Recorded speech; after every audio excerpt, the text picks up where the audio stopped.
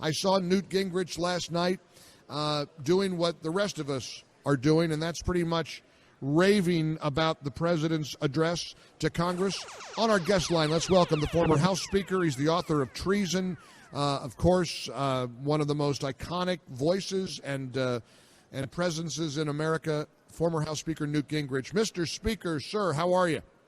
I'm doing well. Calista and I were there last night, and we were both so impressed with how well Donald Trump did. I mean, this was, I'm writing my newsletter for today, and I'm saying that he is clearly the best speech of his career. Powerful, compelling, raised all sorts of powerful emotions, and even a lot of the Democrats ended up standing and applauding, and I really thought it was a remarkable experience. And Newt, you mentioned the standing and the applauding, but I can't get past, and incidentally, if you want to get Newt's newsletter, GingrichProductions.com, GingrichProductions.com, very, very important. It's a must-read. It's a go-to for me. I want to look at the optics of Democrats who didn't stand. I mean, Newt, you've been at this a long time. I wouldn't want to wake up today a Democrat or a member of the Democratic Party because, my goodness, these guys are in bad shape. How do you not stand and honor the widow of a fallen Navy SEAL? Well, I mean, virtually everybody stood for her. That was one of the moments of relative unity. But there were a number of occasions. I mean, it was kind of weird at times to have President Trump say he's for American jobs, and the Democrats didn't applaud. I mean, you would think it'd be okay to be for American jobs, for example. I have to, and if I may, I've got to gently push back. There was a picture of Keith Ellison and Debbie Wasserman Schultz when the widow is being honored with the 2-minute and 10-second standing ovation. They were not standing. They were not applauding. You may not have known that, but it was Newt. It was shocking. Well, I think that is very sobering, and I think the two of them have to answer for that. Yep.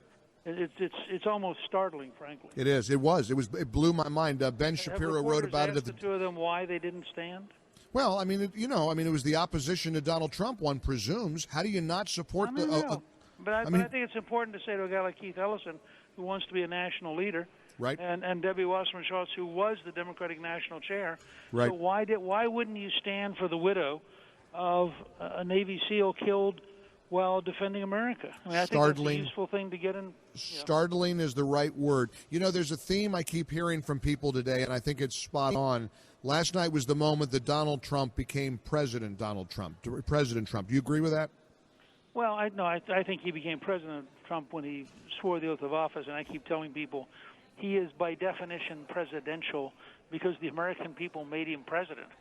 Just because the Washington literati have their version of what it means to be president. Andrew Jackson wouldn't have fit their model. Theodore Roosevelt wouldn't have fit their model. But last night he became, I think, a powerful leader who unifies most of the country.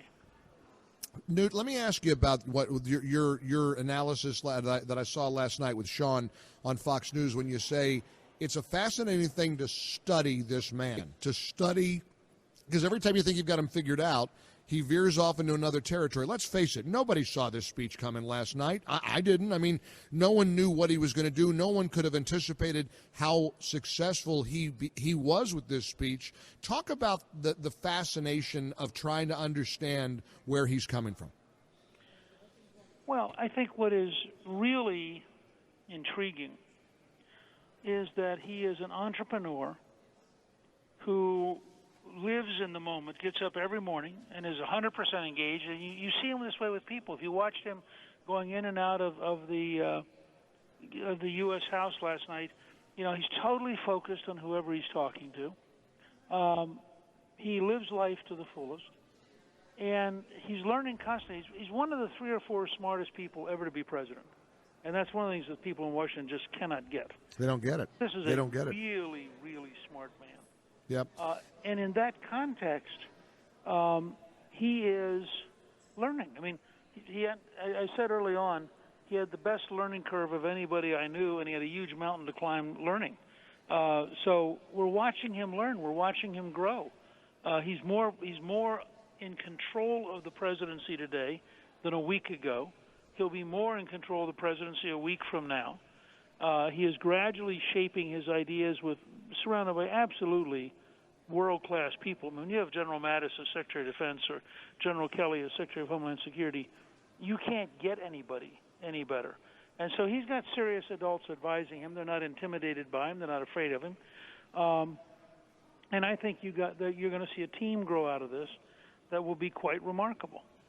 Mr. Speaker, let's talk about the never-Trumpers and Republicans who have opposed him and pushed back, and some of them continue to do so quite vociferously. Do you think that some of them may be coming around after last night's address to Congress? Oh, I suspect so. I mean, I think, week by week I watch more and more people decide, well, maybe he really could be a pretty good president. I mean, even somebody who's very, very liberal, like Van Jones, who was, a good friend of mine, but really left-wing, said on television last night that when the president led the nation in paying tribute to the widow of the slain Navy SEAL, that he really unified all of us and that it really was a moment that was emotionally so powerful. And Van went on to say, if Trump continues to do things like this, he is really going to get reelected and he's really going to be the president of the whole country. Is it fair to come to the conclusion that the tone of last night's address was dramatically different or decidedly different from his persona of the tweets and the other fiery speeches? I mean, it did feel like a different kind of a tone. Yeah, and of course, but look, I think and Sean Hannity and I used to have arguments with candidate Trump about this. Mm-hmm. What you have to recognize is, for example, I loved his press conference the other week. Confrontational, knockdown, drag out, remarkably powerful. That was a different setting.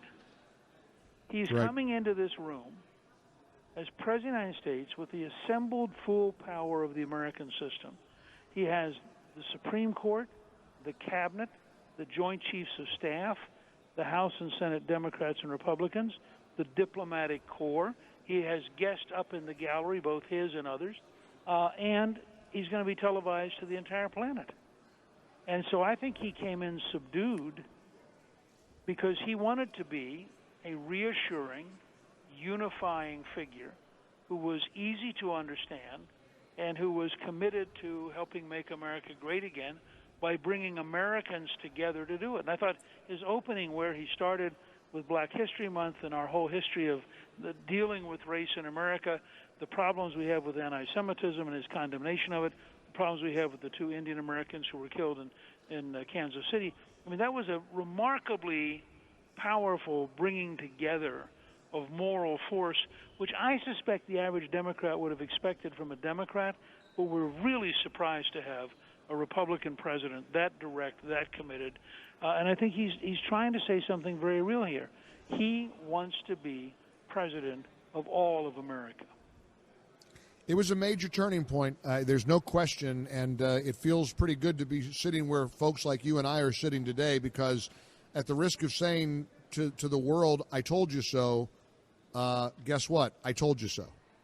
Well, and I'll tell you, anybody who had any doubts, close your eyes.